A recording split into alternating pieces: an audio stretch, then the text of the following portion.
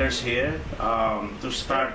You know, I'm happy to talk with any of them. And maybe they will call you for a Senate hearing or something. I'm happy to go there and explain it to them. And Yeah. There's several very responsible groups, doctors and even chemists and others that are really can talk about what's the uses and what's behind it. Yeah, but our problem here is the big pharmaceutical companies that would prevent. You know, can you imagine you have a plant that can... That is the number 2 obstacle to it. When I was speaking at the Los Angeles City Council meeting representing the Los Angeles Collective Association, I remember I was 10 minutes after I gave my speech, one of the councilmen came in. He was very upset. He pounded on the table and he said, all of this has to do with the alcohol industry and to some extent the pharmaceutical industry trying to shut this all down. Yeah. And I know how much this helped my partner who died from AIDS.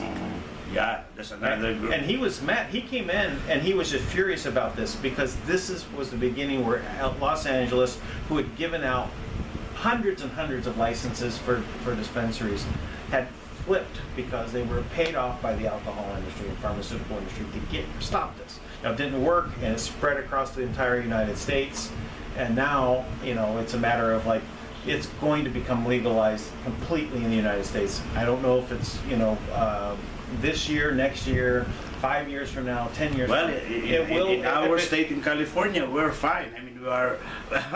Sure, you'll have, right now, if we're at 56 states, what happens when you get to 70 states? You're past 2/3. Right.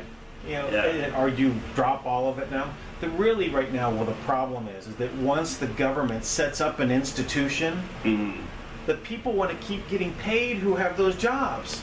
So they don't want it to change, right?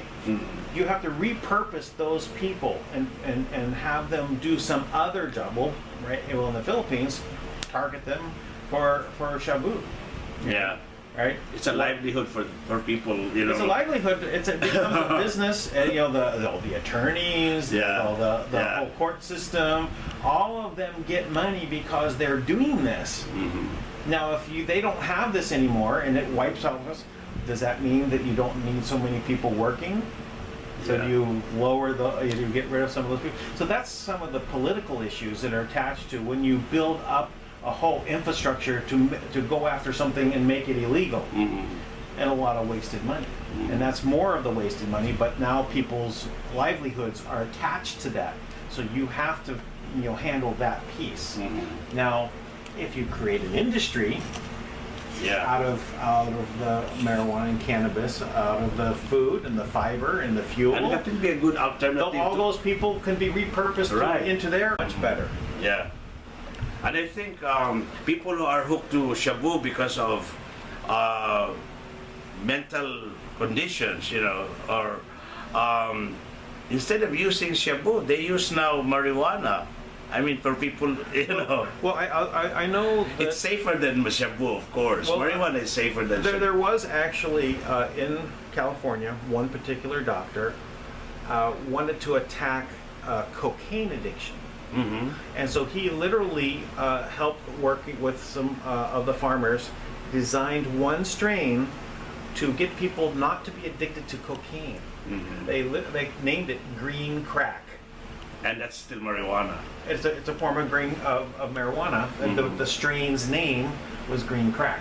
Now, I remember in the dispensary business, they made a lot of people say, "Oh, don't call it that. That's a bad name." Well, it was. They don't even know the reason why it was called that. It was literally to stop people from being addicted to crack cocaine. But of course, the opponents of the marijuana use would come up with their own studies that marijuana can damage the brain, or they can come up with their own, Yeah, anyone can come up with any study to make anything, but it doesn't bear out in fact. So, the opposition comes from many different places. So even in religion, there's an opposition. Yeah. Well, let's talk about that. I mean, I heard you saying that the religious people are the ones opposing. Yeah, because they have the wrong impression. A lot of people are Bible thumpers, right? Or they're talking about what's in the Bible, but the Bible actually uses marijuana as creating the holy anointing oil. So it gives you the formula. The oil there is the marijuana oil. Yeah, it actually tells you. Well, it says there's a formula in there. You have to use this much olive oil, this much cannabasum. Okay. Translation: fragrant cane. Right, and it looks like cane. So it's biblical. And it has a very fragrant smell. The flower is very fragrant. And this is actually when they tested the Dead Sea in the Dead Sea Scrolls, where they found these urns filled with the oil. Wow. The holy anointing oil. And guess what? It has cannabis in it. So this was used religiously, but in the Old Testament it says that it's only for the high priest to use. So a lot of the religions will say, no, it's not for the general public to use, it's only for us. Now, not ignoring the medical side of it, right? Because But now that we have discovered that there's really a medical basis in using marijuana for most of medical conditions, I think. God gave us all of the plants, right, for our health and our benefit, and we need to use them to treat ourselves. So when there's cinnamon has a use, right? Rosemary has a use, right? Spearmint has a use.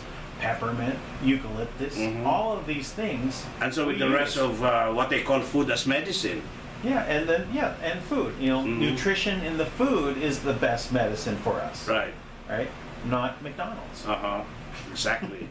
Anyway, since I'm proposing the Project Green, which is an acronym, God reminds everyone to enjoy nature, then probably marijuana is one of those very promising herbs that we will push and make it legal here in the Philippines. It's used. Yeah, there's actually someone just approached me about a month ago about joining them they're doing a federation for cannabis around the world, and because I'm also a cryptocurrency expert, and they want to actually tie a cryptocurrency into a payment system so that they can also use this for this federation. Wow! So it's another way of exchanging goods. I mean, yeah, sure. It's a way of stored payment. In other words, you would store your payment in here. If you had a bank account here, you transfer money into this, just like you have a gift card. But it's just held by cryptocurrency, which means there's a blockchain. Are there a lot of people into this? I heard of that a few years ago. There are some Filipinos into that kind of advocacy. Well, yeah, cryptocurrency is actually pretty big in the Philippines, surprisingly. And I didn't even mind. I said, I don't think it's easy to. You can actually pay all of your bills through cryptocurrency here with a company called Coins.ph. Oh, okay. So you want to pay, and you can go pick up money that's in your cryptocurrency wallet, go down to Cebuano, or you can even buy Bitcoin at 7-Eleven. And they're trying to connect cryptocurrency with, in the event that marijuana would be legalized. Well, this is wherever it's legalized, wherever they're using, like in the U.S., they wanted to basically have people register and use this system, right, of stored wealth in a crypto form, so that they could literally go and pay for their things in this manner. It also eliminates. But right now, in terms of we have no studies yet in the Philippines. Say they will legalize marijuana in terms of exporting the product overseas. Well, that's what I was talking with some of the government people in Sri Lanka. They were very interested in using it as an export. They desperately need exports. They have literally very few things. So they're looking at anything that they could do. So this became one of them. Now they have the proposal that I gave them to use their Ayurvedic medicine and combine the doctors together so that they could literally increase their yield so they'd have enough for export. So this was something that they were considering. But any place that's that wants to look at it as export, it's going to open up across the world. But when? Is it if America flips next week, right? Who can supply them?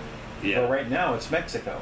Yeah. Actually, former Microsoft executive. Number two, So in number the two guy U.S. there. we don't have enough supply for the use of the Americans. Well, there's quite a lot of supply, but still everyone wants to supply it. So even Mexico supplies on the very low end, but they've been starting to try and bring up their standards. And the second in charge at Microsoft, the better quality has higher demand publicly with the former president of Mexico, went there and said, we're going to supply America, right? And they literally are saying this openly.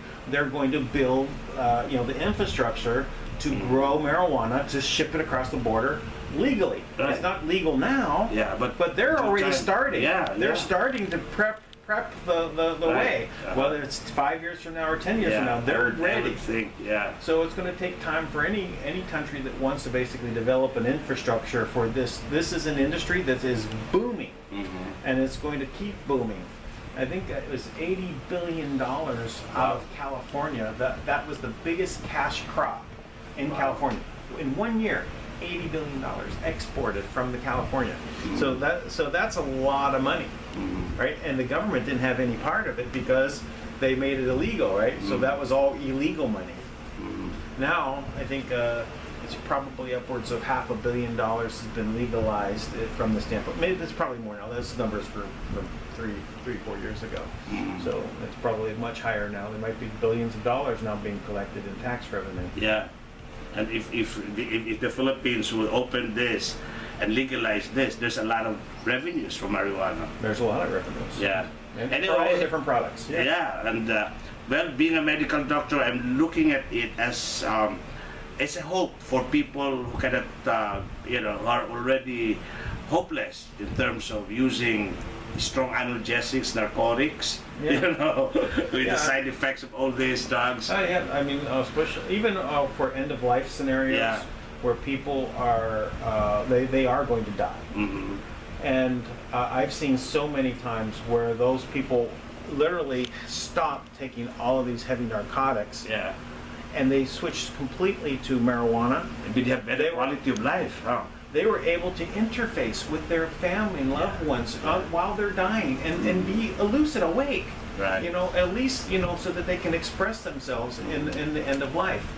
In which, when they're on the narcotics, they're already gone. Right. And they cannot interface with their loved ones. So, all in all, there's so many benefits for legalization of marijuana. Even just the medical side is amazing. And research has not even started. I mean, looking into the use of marijuana for other disorders, neurologic disorders, autism. There's so many. And I think the trust should be to really push for more research. Well, and hopefully we'll get more funding too.